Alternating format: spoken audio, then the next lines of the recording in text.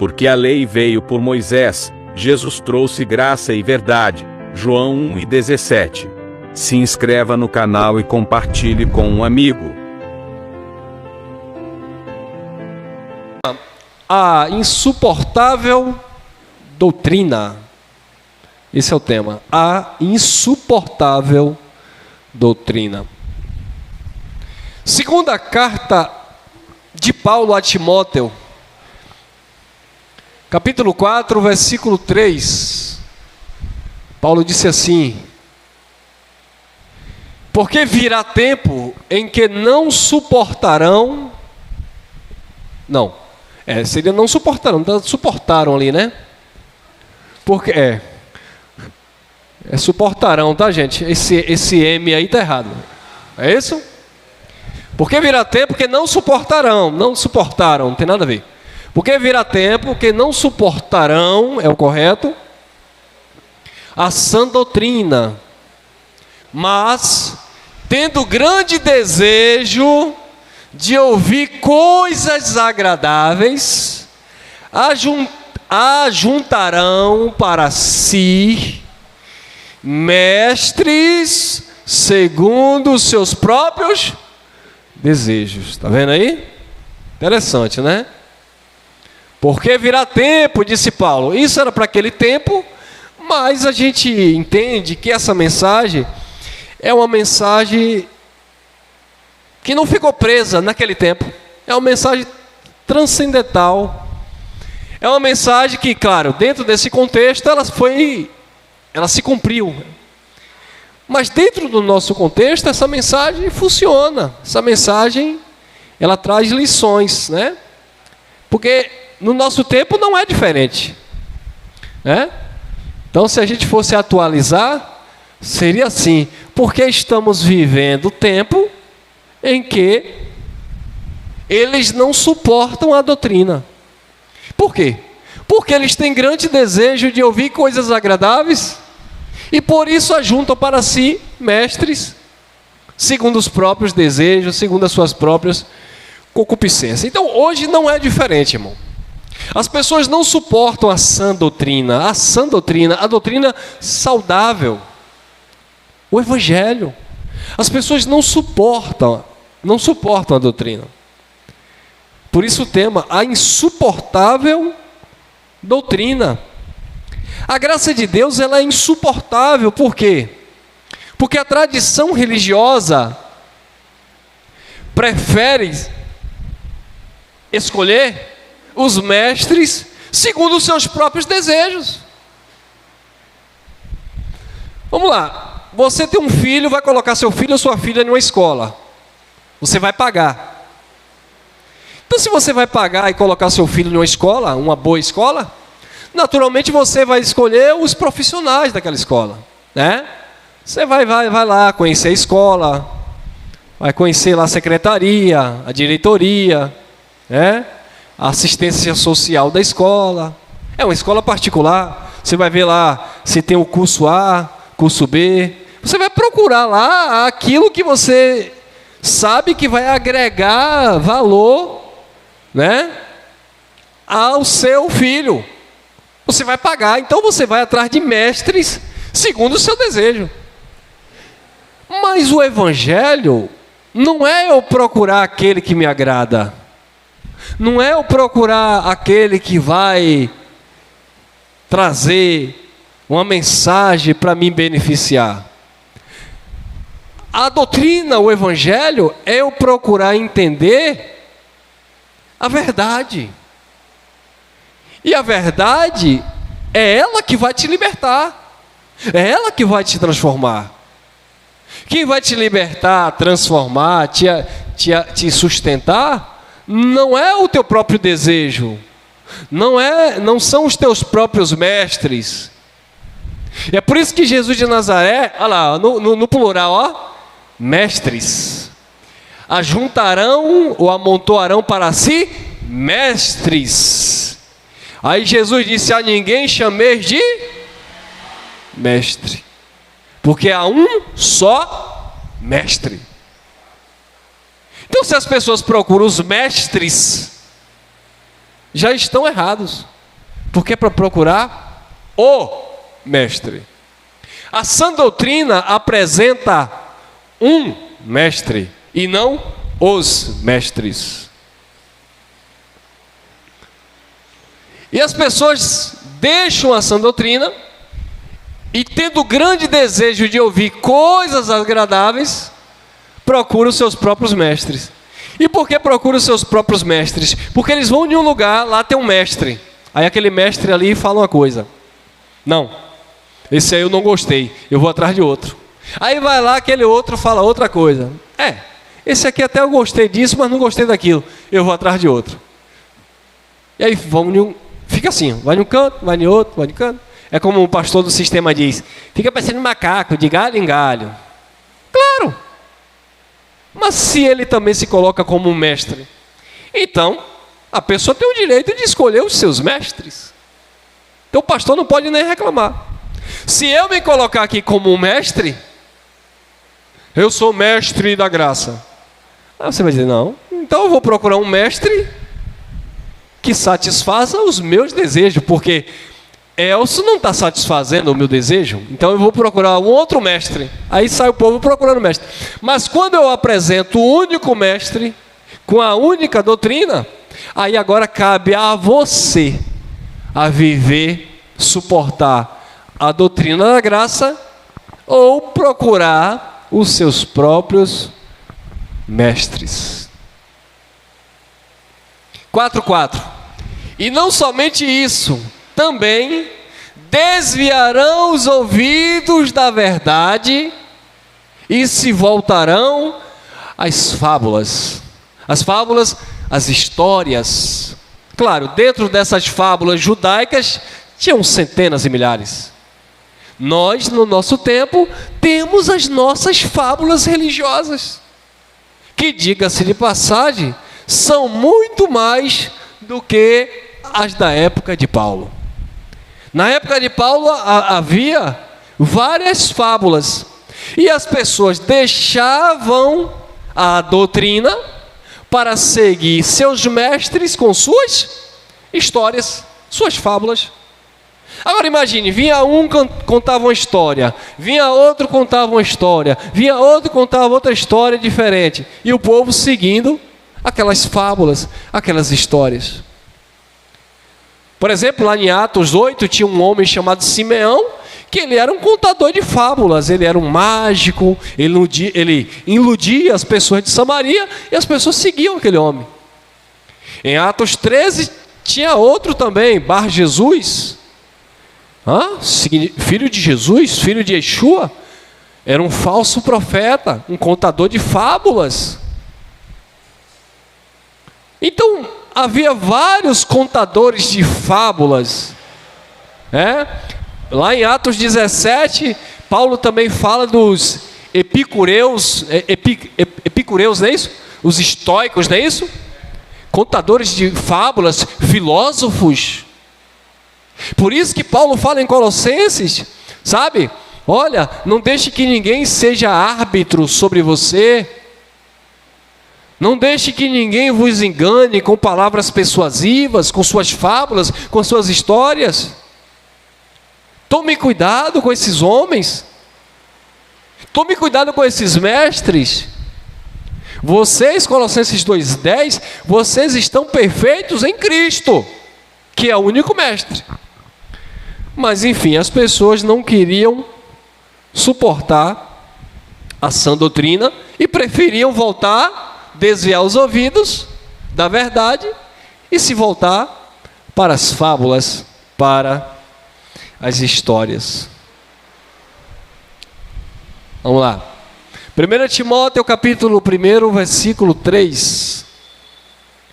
Diz assim, Paulo diz assim: como te roguei, quando partia para Macedônia, que ficasse em Éfeso, para advertires alguns que não ensinassem doutrinas diversas ou outras doutrinas. Então Paulo estava aconselhando Timóteo e dizendo: olha, eu estou indo para Macedônia, eu estou indo para um outro lugar, e eu preciso que você chame a atenção dessas pessoas, para que essas pessoas não venham ensinar outra doutrina. Paulo estava pedindo a Timóteo para que Timóteo ficasse firme na doutrina de Cristo e não permitisse que as pessoas ensinassem outra doutrina. Queridos, eu não posso permitir que alguém chegue aqui e venha aqui ensinar a doutrina do dízimo. Você tem que dar o dízimo, isso é uma outra doutrina, era do judaísmo. Eu não posso permitir que alguém chegue aqui e venha ensinar a doutrina do buscar Deus no monte. Querido, isso era no judaísmo. Nós estamos na graça, Deus habita em nós. Eu não posso permitir que um irmão chegue aqui. Teve um irmão que me ligou e disse assim: irmão Elcio, você deixa o irmão pregar aqui? Eu falei: vem cá, meu irmão, esse irmão vai pregar o quê? Ele vai chegar aqui e pregar sacrifício? Ele vai chegar aqui e dizer que você tem que dar uma oferta para Deus te abençoar? Ele vai chegar aqui e dizer que vai colocar a mão na tua cabeça porque ele tem uma unção? Ele vai passar vergonha. Isso é uma outra doutrina. Ele vai chegar aqui e dizer que Deus está na casa. Deus não habita em templo feito por mão de homem. Isso é uma outra doutrina. E Paulo estava dizendo a Timóteo: não deixe ninguém ensinar outra doutrina. Mas o que é que o povo quer? O que é que o povo quer? O povo quer que o pastor levante aqui um lenço. Eu vou abençoar essa toalha e você vai levar para sua casa. Que o povo quer que o pastor pegue, sei lá, um caneco, um copo de água, um óleo que comprou no supermercado. Eu vou abençoar esse óleo ungido. Isso é mentira, irmão. Isso é outra doutrina, é outro ensinamento que não pertence à igreja. Ah, mas Jesus de Nazaré fez. Querido, Jesus de Nazaré fez com os judeus. Você não é judeu. Ah, mas, irmão, mas eu vou subir no monte para buscar a presença do Pai. Deus não está no monte. O que foi que a mulher samaritana falou? Nós adoramos no monte. Aí a mulher samaritana, sabida, né? Ela já quis agora pegar Jesus. Porque Jesus era um judeu. E judeus adoravam onde? No templo. Judeus adoravam no templo, não é isso? Ou seja, judeu é religioso. Aí a mulher disse: nós, samaritanos, adoramos a Deus, Yahvé, no monte. Nós adoramos Yahweh, não é? Yahshua é Jesus. Eles não conheciam ainda Jesus, né? Nós adoramos Yahweh, Deus Pai, no monte. E vocês, judeus, dizem que é em Jerusalém, no templo. Por quê? Porque a religiosidade na mente das pessoas é assim. Se você não vier aqui na igreja evangélica, você não adora a Deus. Que conversa é essa, irmão? E nós quebramos esse paradigma e os pastores ficam chateados conosco. Eu já contei a história para vocês de um pastor que ligou para mim 1h me ameaçando. Você tem que parar com isso. Eu falei: só porque eu estou falando a verdade? Me prove que Deus está dentro da igreja evangélica, dentro da igreja católica. Não, nós estamos reunidos como igreja, mas Deus habita em nós. Deus não habita em templo feito por mão de homem. Aí sabe o que ele disse? Se você ficar pregando assim, o povo não vai congregar. Eu falei: o povo pode até não querer congregar, mas a verdade tem que ser dita. Então quando aquela mulher disse para Jesus: nós adoramos no monte, e vocês, judeus, adoram em Jerusalém. Jesus disse: epa, a hora vem, a hora é, agora aqui é interessante, em que os verdadeiros adoradores adorarão o Pai em espírito e em ponto.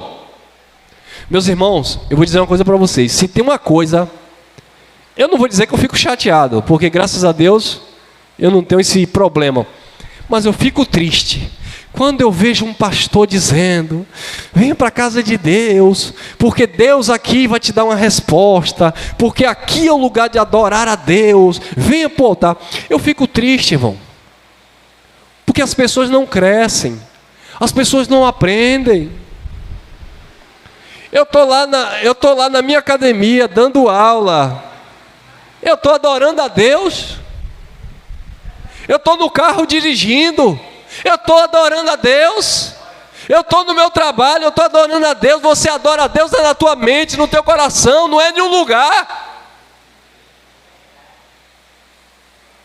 Mas infelizmente as pessoas não suportam a sã doutrina e preferem procurar os mestres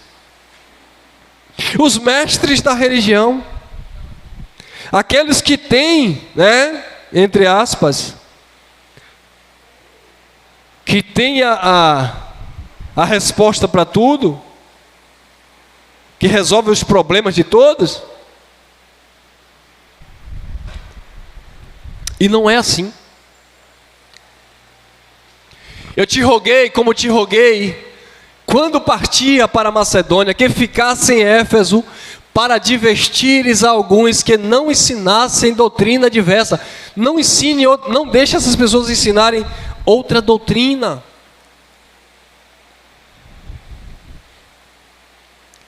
A doutrina que nós temos que ensinar é a doutrina da graça de Deus. Paulo disse que os homens iriam se manifestar. Está na continuidade do texto que nós lemos outrora, anterior a esse. Paulo disse que os homens iriam trazer o quê? Que doutrina? Doutrina de demônios, espíritos enganadores. As pessoas iriam deixar de ensinar a doutrina da graça para ensinar a doutrina de demônio. Qual é a doutrina que você vê hoje nas igrejas? É a doutrina de Cristo ou é a doutrina de demônio? Doutrina de demônio. O camarada vai lá dizer que ele conheceu Yeshua, preto velho, que ele fez trabalho para não sei o quê, e a igreja fica assim, ó. Que doutrina é essa? Não é para ensinar outra doutrina. A doutrina que tem que ser ensinada para a igreja é a doutrina de Cristo. É porque o demônio, mas é Maria Padilha, é porque é preto velho. Isso é doutrina pagã. É para ensinar a doutrina de Cristo.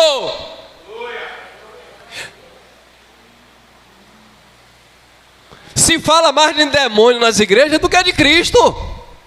Se fala mais de espírito do que de Cristo. O dono da igreja é Cristo, Ele é o cabeça da igreja.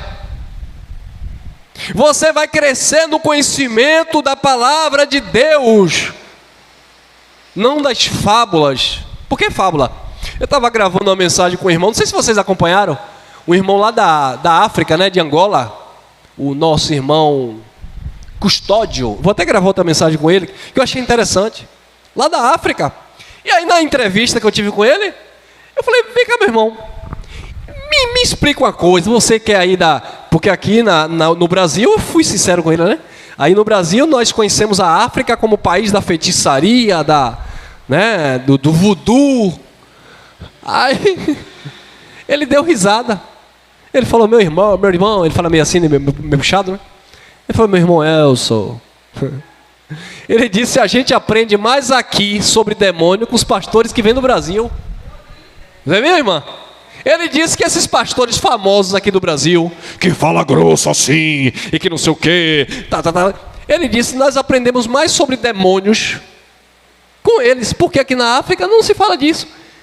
Aqui é folclore, aqui é cultura, aqui é religiosidade, aqui não é essa coisa demoníaca, satânica que esse povo fala. Ele disse que lá não tem isso. Ele disse que lá a questão da feitiçaria, essas coisas tem. Mas essa idolatria, esse apego, isso vem do Brasil, foi do Brasil para lá. Aí eu falei, vem cá rapaz, Maria Padilha, preto velho, Exu Caveira, Pomba Gira, os pastores falam mais dessas coisas do que de Deus. Agora eu te pergunto, eu desafio qualquer pastor, me mostre na Bíblia esse tal de preto velho, Maria Padilha, Exu Mulambo, não existe. E por que eles ficam contando essas fábulas? Aí o irmão disse, folclore africano. Não sabe pregar o evangelho, não sabe pregar a sã doutrina, não sabe falar de Cristo. Então é melhor contar, como tem um comediante aí, quem não tem dinheiro, conta história. Um comediante que tem aí. Conta história.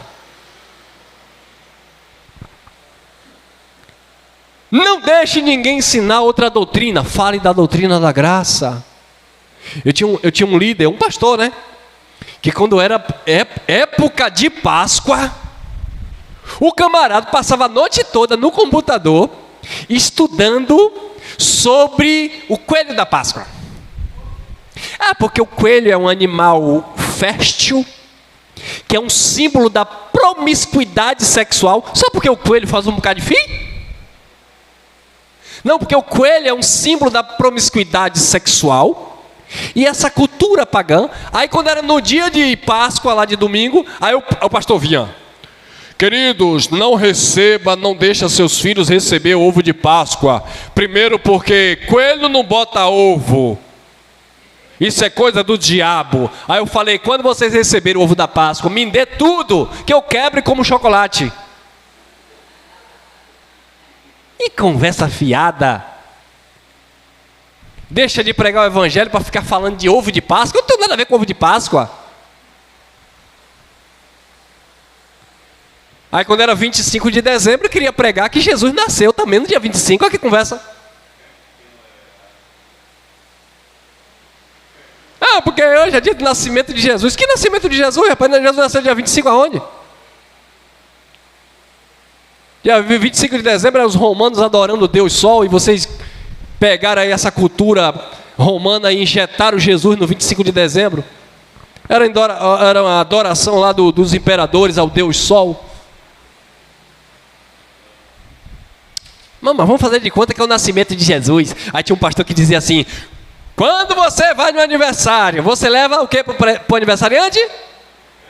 Presente. Oh glória. Então, meus irmãos, no dia 25 de dezembro, nós vamos fazer um culto aqui. E vocês precisam trazer um presente para o aniversariante. Mas, aniversariante? Vocês não lembram dos reis, não? Quando Jesus nasceu, eles levaram mirra, ouro, incenso.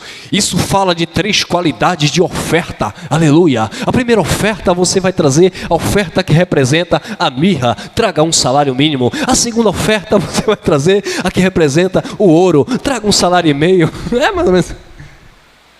É coisa que esse povo inventa, irmão, para os irmãos darem dinheiro na igreja. Se ensinasse a doutrina da graça, iam aprender isso aqui, ó. Eu não coloquei aqui no monitor, não. Olha lá, por favor, Atos dos Apóstolos. O que é doutrina? O que é evangelho? O que é verdade, né? Atos dos Apóstolos, capítulo 17. Olha lá. Atos dos Apóstolos. Vamos lá. 17. Olha lá. Versículo é o 28. Deixa eu ver se é o 28. Vamos lá. 28. Pois nele vivemos e nos movemos e existimos, como alguns de vossos poetas têm dito.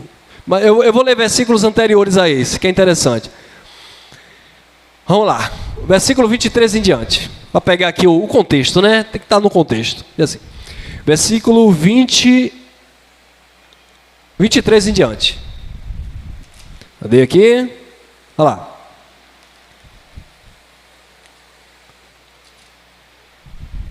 (23) Porque passando e observando os objetos do vosso culto, encontrei também um altar que estava escrito ao Deus desconhecido. Pois o que vós adorais sem conheceis é precisamente aquele que eu vos anuncio.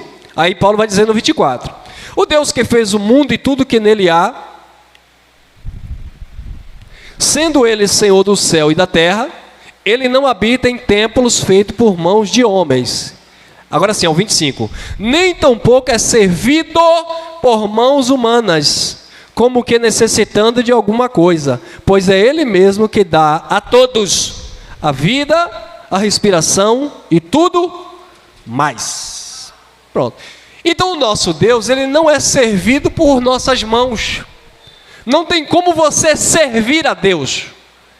Então quando o pastor diz assim, traga o teu dízimo para Deus, ele está mentindo. Deus não quer o teu dízimo. Quando o pastor diz assim, Deus está te pedindo uma oferta, ele está mentindo. Deus não está te pedindo uma oferta, porque Deus não é servido por mão de homens. Agora você quer servir a Deus? Jesus disse, faça pelo pequeninos, pelo próximo, pelo irmão. Porque quando você me veste, ou quando você veste o nu, você está me vestindo. Então a obra de Deus não é fazer pela religião, é fazer por alguém, é fazer pela pessoa. Isso é que a doutrina nos ensina. Então não deixe ninguém ensinar outra doutrina.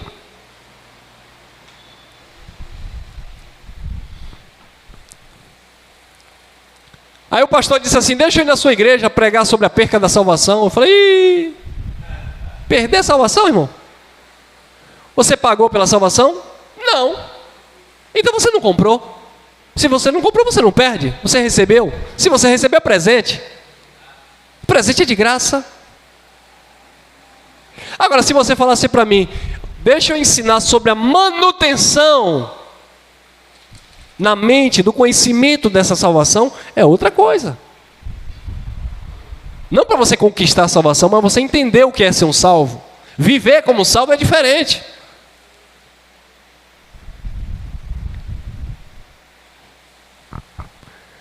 Vamos lá por causa do horário.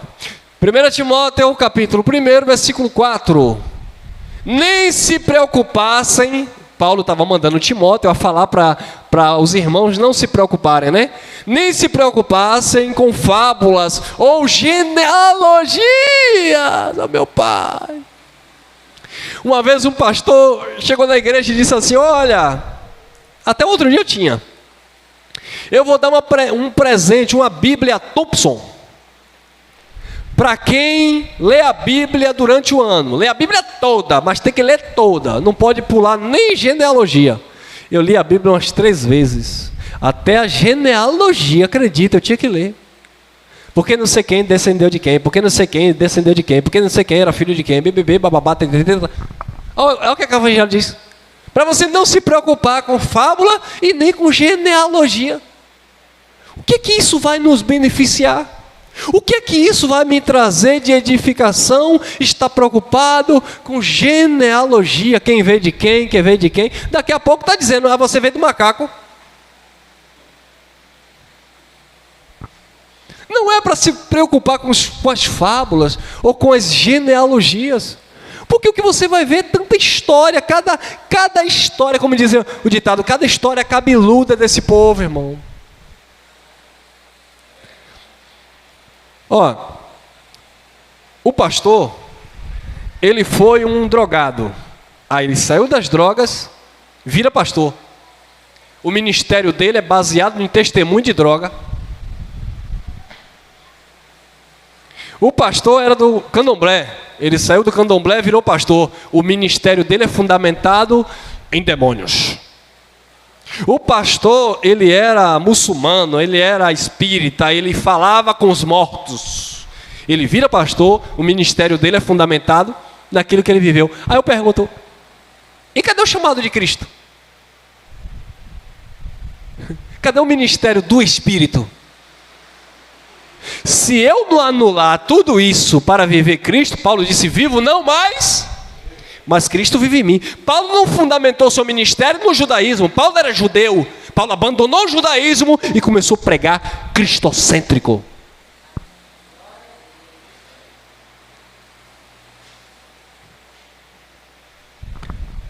Para que não se preocupasse com fábulas, genealogias intermináveis, pois que produzem antes discussões do que edificação para com Deus que se fundamenta na fé. Esse negócio de genealogia, você vê aí nos sites, né, os debates dos teólogos, os pastores debatendo, porque genealogia, porque eu entendo assim, porque o outro entende assim, porque cada um tem um seu entendimento, cada um tem a sua tendência. É como eu falo sempre, toda vez que você lê esse livro chamado Bíblia, Nunca lê esse livro com a mente do pastor pentecostal, porque senão você vai virar um pentecostal, e pentecostal não é doutrina. Não existe igreja pentecostal, irmão. Pentecostal foi um evento. Pentecostal não é uma doutrina. Pentecostal era uma festa. Foi uma festa, naquele evento, naquela festa, conhecida como Dia de Pentecostes, que Deus manifestou o Espírito e o dom para que a pregação fosse levada a outras nações. Aí vem o pastor pentecostal, aí o pastor pentecostal ficou com ciúme, saiu da igreja pentecostal, criou a tal da neopentecostal. Aí o neopentecostal saiu da neopentecostal e criou a tradicional. E aí você vai ver, tanta doutrina. E o que é que Cristo tem a ver com isso? Nada. Aí você vai ver esses pastores brigando. Não, porque eu sou neopentecostal, eu sou sensacionalista, né? Dispensacionalista. Eu sou isso, eu sou aquilo, eu sou pré-tribulacionista, você não é nada. Você não é nada.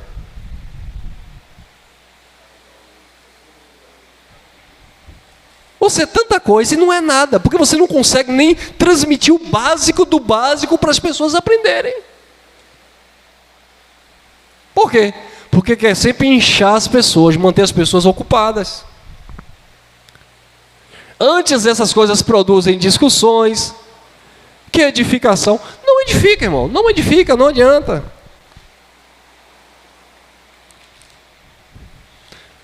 E outra coisa, vou dizer para você. Não vá bater boca com ninguém. Você crê dessa forma?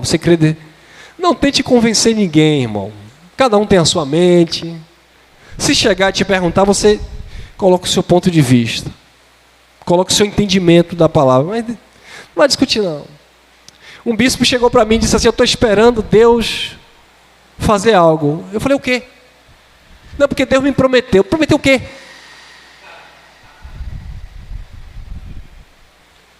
Eu falei para ele: você está matando os seus filhos. Um filho agora tem 17 anos, um filho de 17 anos que está em casa depressivo. Um outro filho de 19, com essa visão maligna, dizendo que é Deus que está mandando vocês ficarem em casa, esperando a benção. Que benção? Não, porque eu tinha uma igreja, e aí um outro pastor que eu tinha me roubou, e aí eu tive que fechar a igreja, mas Deus falou que vai me dar uma igreja. Deus vai te dar uma igreja? A igreja de Cristo Ele não dá a ninguém. O filho dele até chegou a vir aqui, tocou bateria, era meu aluno de boxe. Está proibido de sair, está dentro de casa preso. Eu falo: cadê seu menino, rapaz? Ele não quer sair não, a gente está esperando em Deus. Esperando em Deus o quê? Você está matando sua família. Um espírito de engano, onde a mulher diz que está recebendo revelação de Deus e só vai dar o próximo passo quando Deus... Para de querer se colocar como um profeta da Bíblia, que você não é, rapaz. Está se destruindo, gente.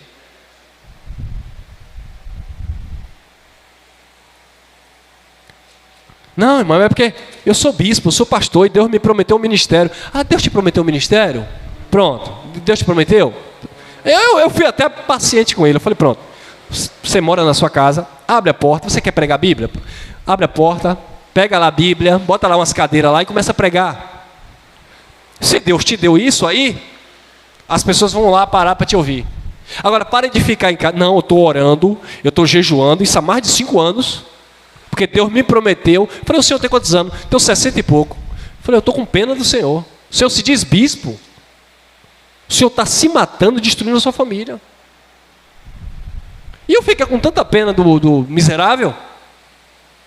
Não sei se vocês lembram, eu pedi até ajuda à igreja aqui para ajudar com comida.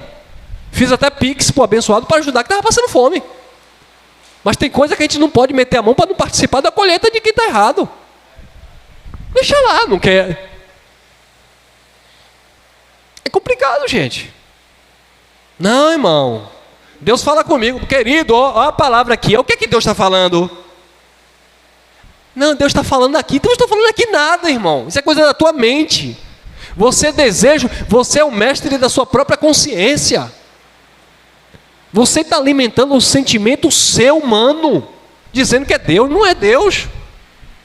É como uma moça que dizia que esperou um jovem 5 anos para casar, e o jovem casou com outro, ela saiu da igreja. Aí eu falei, por que saiu? É porque Deus prometeu. Eu falei, Deus não prometeu nada, foi você que quis esperar o homem, e o homem casou com outra. Viva a sua vida, vai casar, vai ter seus filhos, vai viver. Ainda bem que eu vi e se libertou. Mas até para casar com outro foi uma luta. Aí eu não aguentei, rapaz, você vai morrer, moça. Eu tinha amizade com ela para falar isso. Para de ficar esperando uma coisa, dizendo que Deus te deu, que Deus não está envolvendo com negócio de casamento, negócio de trabalho. Para com isso. Isso é o quê? Doutrina estranha. Não, porque a mulher de Deus colocou a mão na minha cabeça e disse para esperar. Esperar?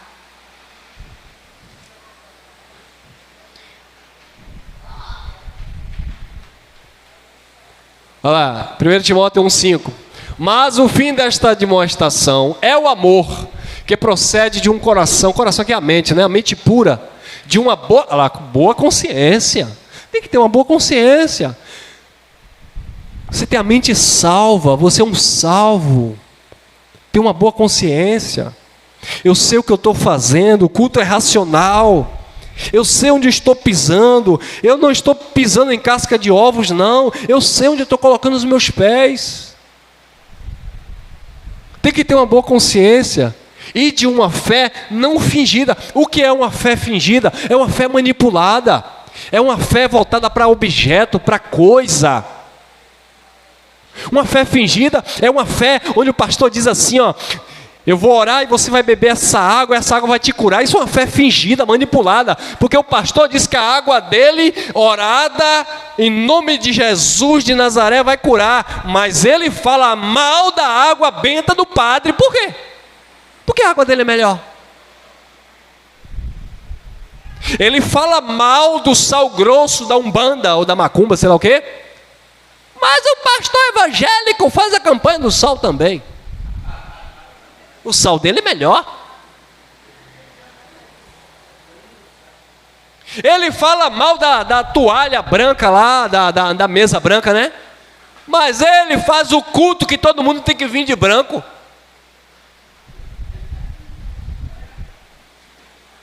Isso é misticismo, ocultismo, religiosidade, não tem nada a ver com o evangelho. Mas é um copiando o outro.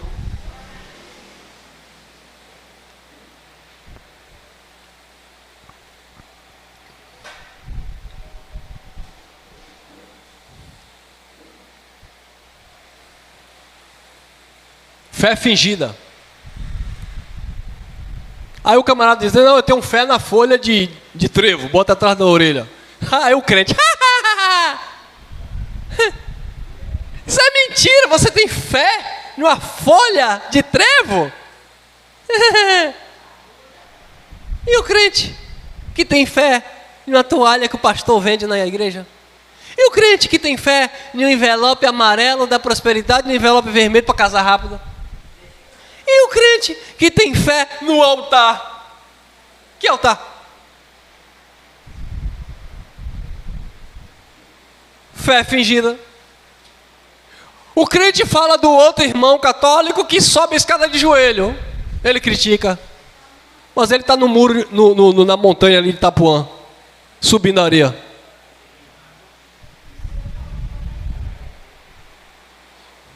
Ô irmão, mas por que você está criticando? Eu não estou criticando, eu estou ensinando. Aprende se quiser. 1,6 Timóteo. Das quais coisas alguns se desviaram e se entregaram a discursos vãos. Só discursos vãos. Romanos capítulo 7, versículo 4. Vamos lá. Diz assim: assim também vós, meus irmãos, fostes mortos quanto à lei. Olha o que a doutrina da graça, a doutrina de Cristo nos ensina. Paulo disse, meus irmãos, vocês fostes mortos quanto à lei. Ou seja, vocês morreram para a lei. Vocês não vivem para a lei. Aí Paulo vai continuar falando. Pelo corpo de Cristo, para que sejais de outro, daquele que ressuscitou dentre os mortos, a fim de darmos frutos para Deus.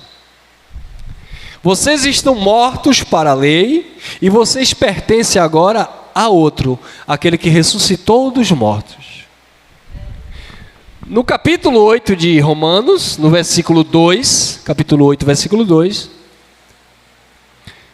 Paulo disse: porque a lei do Espírito de vida em Cristo Jesus me livrou da lei do pecado e da morte. Paulo disse em Romanos capítulo 10, versículo 4, porque o fim da lei é Cristo, para a justiça de todo aquele que nele crê.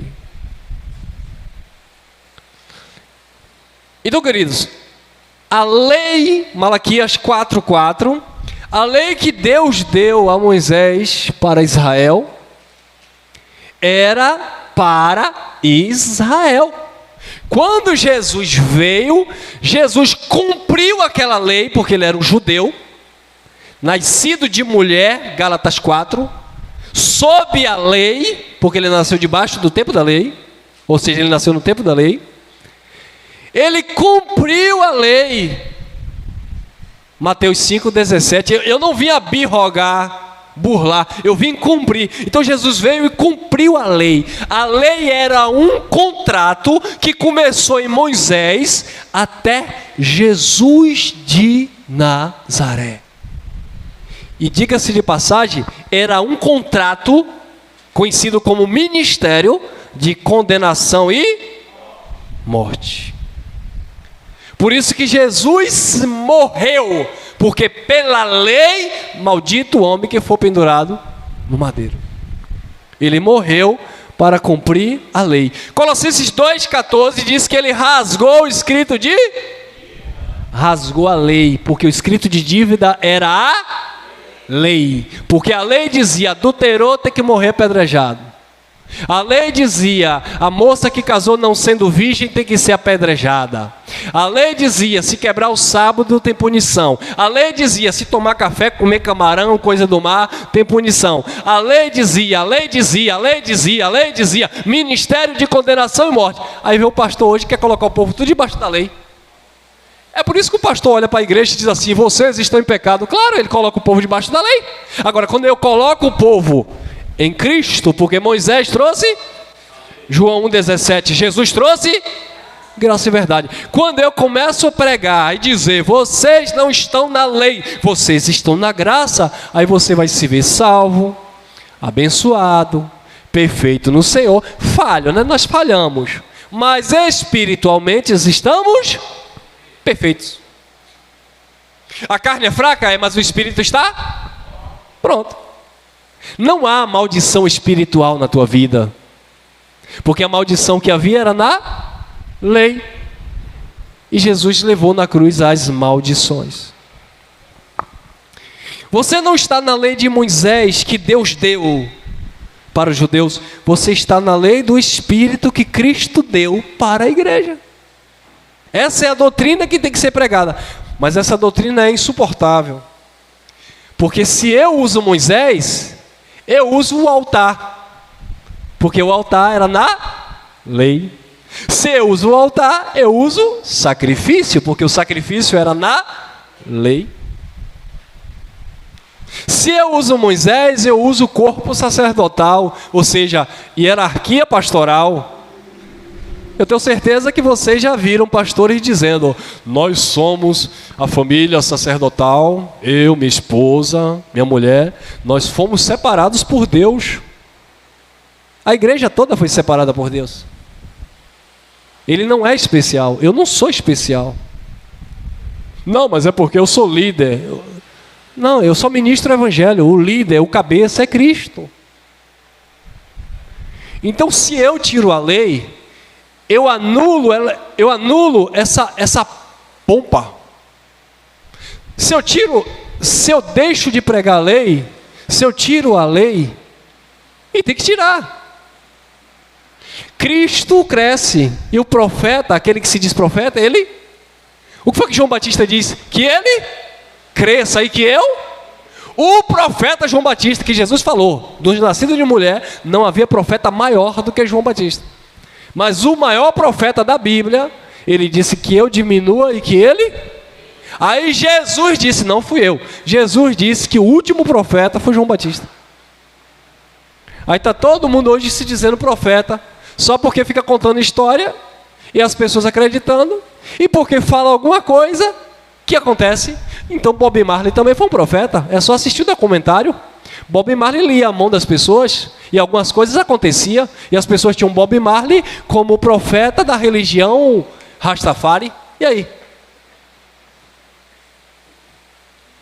Quantos padres, mãe de santo, benzendeira na roça, quantas pessoas mais velhas, nossos avós, tataravós, davam um conselho e pimba, acontecia.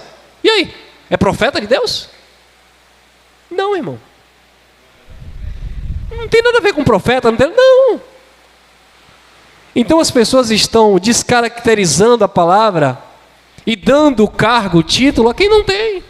Porque todo mundo hoje é profeta, todo mundo hoje é apóstolo, todo mundo hoje é pastor, nem sabe o significado dessas coisas. Nem sabe o que significa isso. Mas se você parar para ensinar, eles não querem ouvir, porque essa doutrina é insuportável. Eu não quero ouvir isso, não. Eu trabalhei com um pastor, eu trabalhava de segurança de noite, e eu trabalhei com um pastor, né? Aí o pastor disse assim, você é pastor, né? Eu falei, eu tomo conta de uma comunidade. Pastor é Cristo. Eu ensino o evangelho. Não, mas você é pastor, se você é o líder. Eu falei, olha, eu estou pastoreando. Ser é só ele. Aí ele disse assim, eu não gosto de ensinar na escola dominical. Eu falei, por que, pastor? Ele disse, não, eu coloco minha filha, que é levita, para ensinar. Eu gosto de fogo. Eu falei, você gosta de fogo, é? Eu gosto de fogo, eu gosto de pegar o microfone, dizer receba, e tome posse, e gosto de ver os irmãos jogar a cadeira para cima e começar. Entendeu, irmão? Olha o que ele gosta. Aí coloca a filha para tentar ensinar. A filha vai ensinar o quê, pelo amor de Deus? Eu falei, não, meu irmão, eu gosto de Cristo. Eu não gosto de fogo. Eu gosto de Cristo. Eu gosto de Cristo sentado ensinando. Eu gosto de Cristo sentado e tirando dúvida. Eu gosto de Cristo sentado e respondendo ao povo.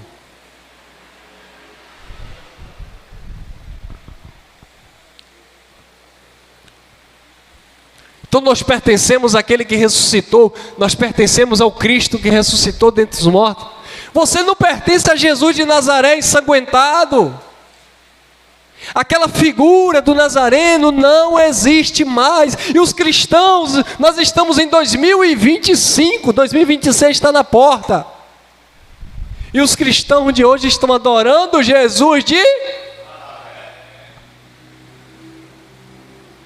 Ei, o homem da mão furada está passando por aí. Sinta ele aí, a irmã. O homem da mão furada, Jesus de Nazaré. Jesus de Nazaré não existe mais. O filho do homem, o judeu, Yeshua, ele deixou aquela forma física. Ele é o Espírito, o Deus bendito eternamente.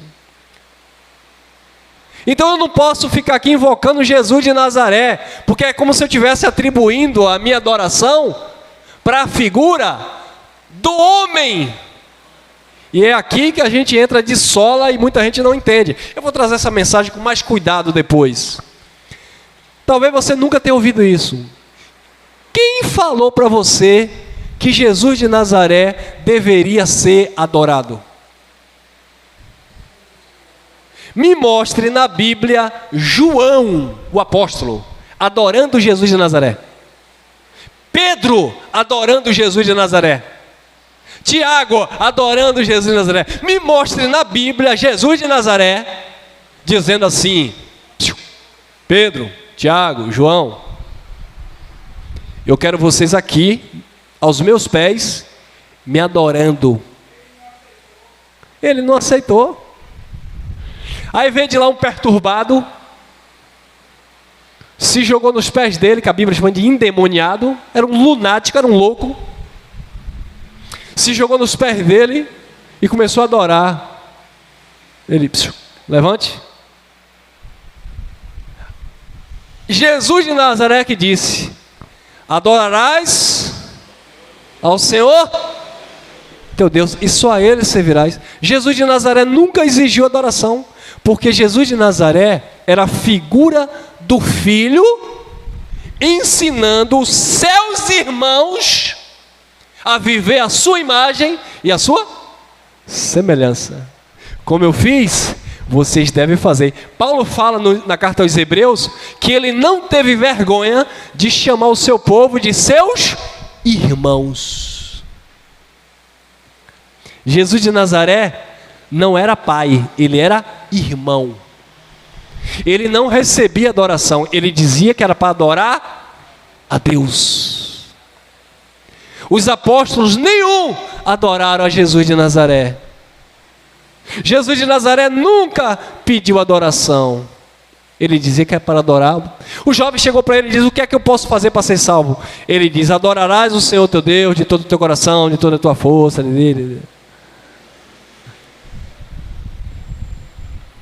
Amém?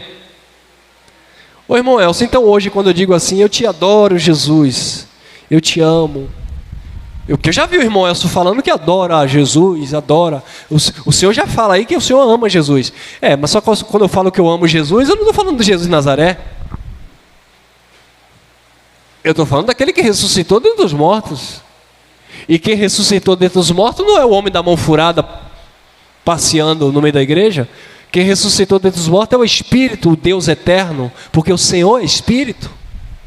Eu não me refiro ao homem, eu me refiro àquele que deixou a terra e assumiu novamente o trono de glória, porque já era pertencente a Ele. Amém? É o Deus bendito sobre tudo e sobre todos. Eu não adoro Jesus de Nazaré, eu adoro aquele que está lá em João capítulo 1, que diz que o verbo se fez carne, habitou entre nós, habitou entre os homens, cheio de graça e verdade. Não é esse que habitou entre os homens que eu adoro aquele que deixou os homens e subiu novamente para a eternidade. O Espírito, Deus vivo, o Pai de todos.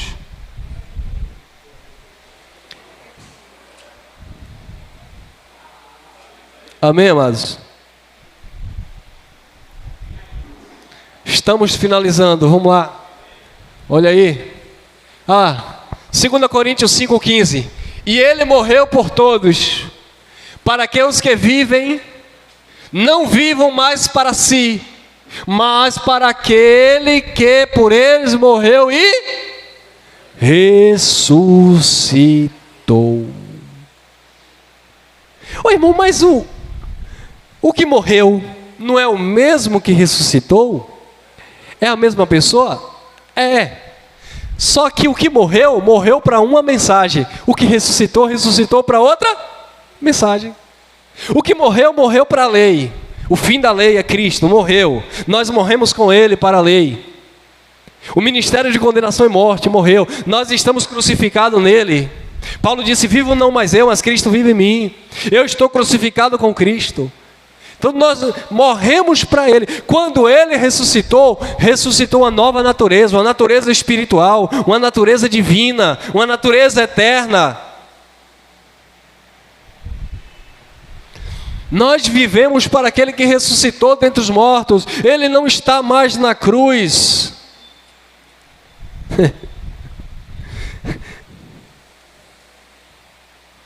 Olha aí, 2 Coríntios 11, 2. Porque estou zeloso com cuidado de vós, com zelo de Deus, pois vos tenho apresentado a um só marido, como uma virgem pura. Deixa eu ver se tem outro. Como uma virgem pura, falando de Cristo. Efésios 5:25, vós maridos, amai as vossas mulheres, como também Cristo amou a igreja e a si mesmo se entregou por ela. Houve uma entrega, esse Cristo que ressuscitou, ele se entregou pela igreja. E se ele se entregou pela igreja, a igreja não está em pecado. A igreja não está enferma, a igreja não está doente. A igreja está perfeita. O que não está perfeito são as nossas mentes, que muitas vezes não alcançam a perfeição de Deus. E eu entendo isso, é normal. A nossa mente é tão limitada que a gente não consegue aceitar o que Cristo fez pela igreja. Cristo salvou o seu povo, Cristo abençoou o seu povo, mas a minha mente humana limitada me leva a pensar nas minhas falhas e eu começo a dizer, não, eu não sou digno. Não, eu não posso aceitar isso de Deus. Mas você não merece. É graça, é favor.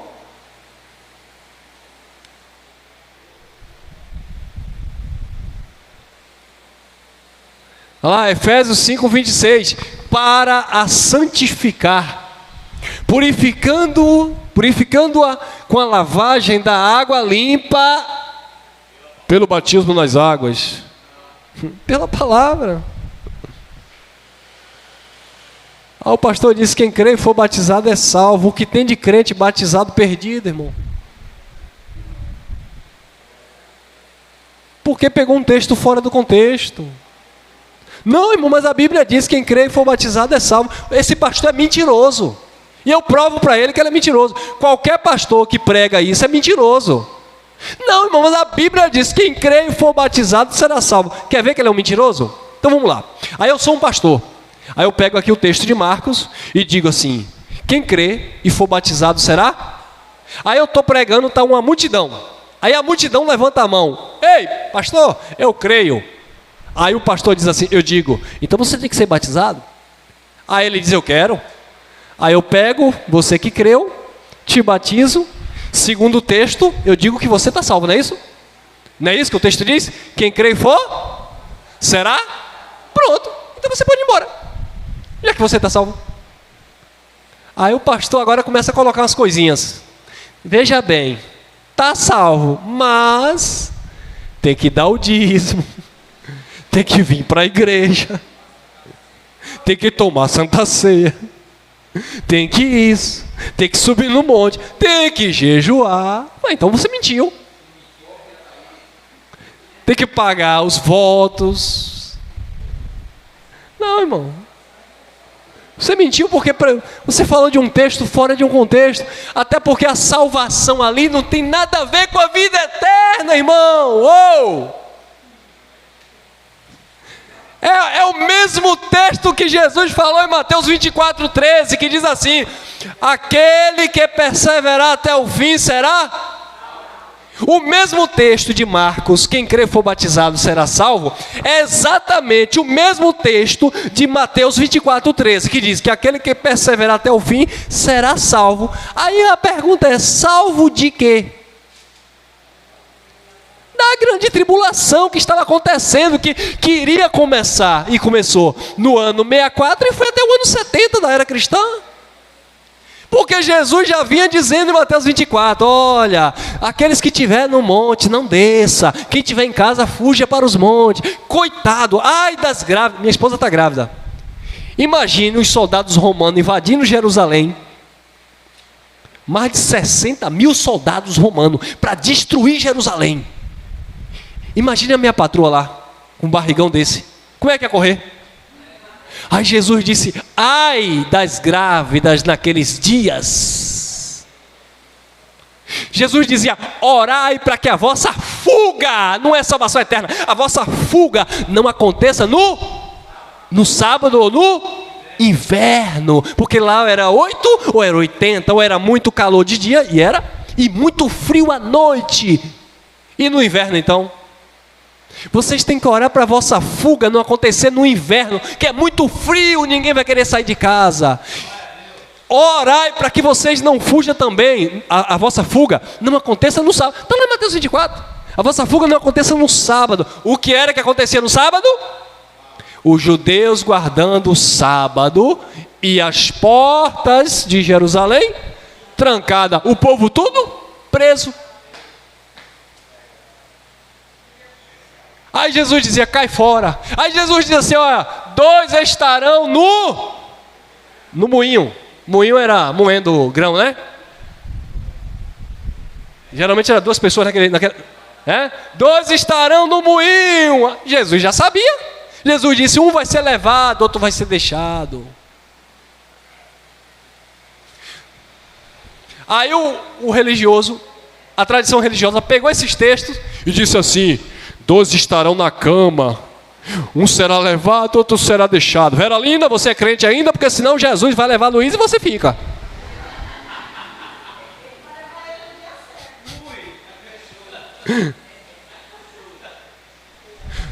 Quem já viu isso? Irmão, olha a mentalidade do pastor religioso. Irmão, se você estiver no avião e o pastor e o piloto for crente, irmão, naquele dia, oh meu Deus, aí começa a chorar. Ei, Doquinha, o piloto vai ser arrebatado, só vai ficar roupa e o avião vai cair, irmão.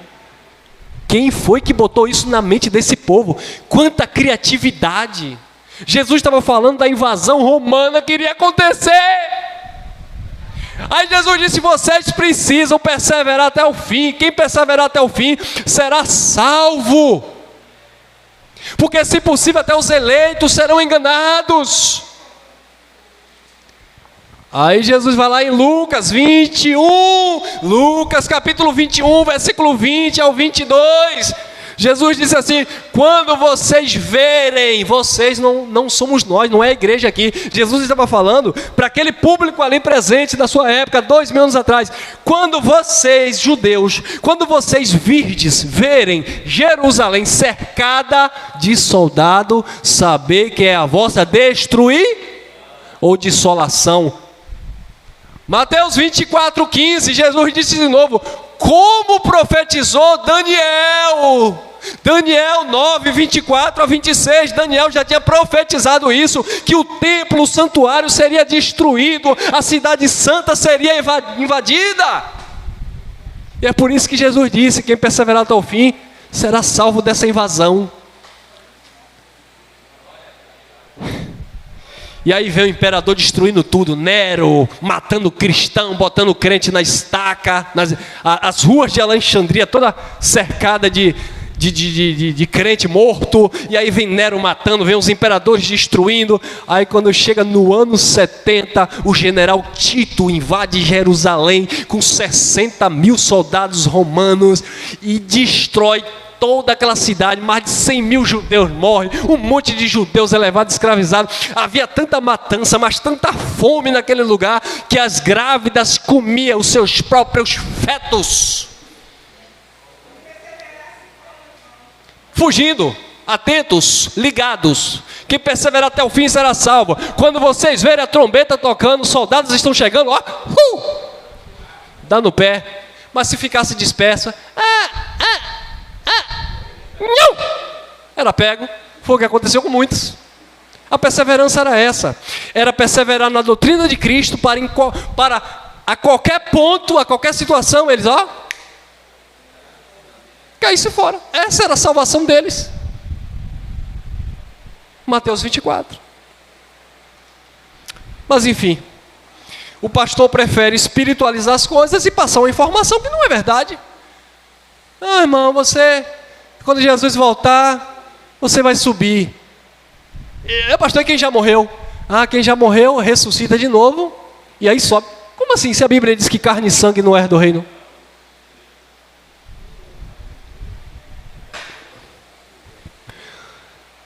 Então, meus queridos, por hoje é só, né? Eu só falo uma coisa para vocês.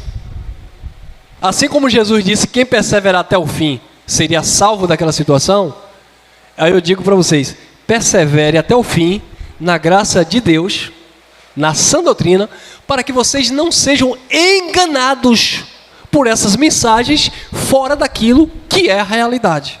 Porque, infelizmente, as pessoas estão vivendo um matrix, uma ilusão religiosa. As pessoas estão colocando coisa que não existe. E olhe bem, eu não ia avisar não, mas já vou falando. Dia 21, na nossa confraternização aqui, eu preparei ontem uma mensagem e ia pregar hoje. Depois eu falei, não, é muito rica, eu vou esperar mais irmãos para a gente falar sobre isso. Nós vamos falar do dragão, antiga serpente, Satanás, diabo, quem era de fato e o que era aquilo. Para as pessoas pararem de ficar acreditando nessas mitologias romanas com o nome de espíritos de não sei o que, não sei o que. Vocês vão aprender dentro da Bíblia, mas de Gênesis e literalmente Apocalipse. Amém? Então, dia 21, eu deixei ela de stand-by, mas dia 21 a gente vai descaracterizar esse tema, trazer, abrir mesmo a mente das pessoas. É claro, se você está preso na tradição religiosa, eu não posso fazer nada. Mas quem está preso em Cristo vai começar a entender essas coisas e quem já sabe, só vai aperfeiçoar o entendimento. Tá bom? Ficamos por aqui, graça e paz e até o próximo encontro.